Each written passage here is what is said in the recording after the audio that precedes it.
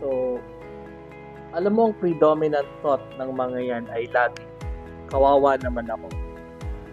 May tatlong bagay para masabi mo na ang mga kaharap mo ay may victim mindset. Una, mahilig silang manisi. Sinisisi niya ang mga tao sa lahat ng mga pagkakamali at sa lahat ng mga pagkukulang niya. Ang problema kasi is, laging sila, hindi ako. So, it means hindi sila umaamin sa kanilang mga pagkakamali. Pangalawa, kung hindi man sila mahilig manisi, maaaring sila naman ay nagda-justify at nagra-rationalize. Ito yung mga tao na mahilig magdahilan.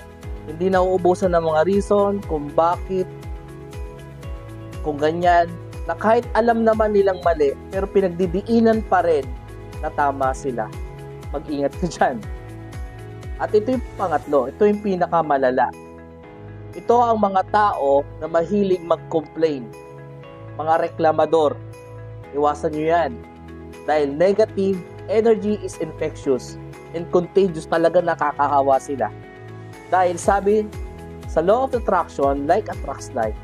When you are complaining, you are really attracting crap into your life.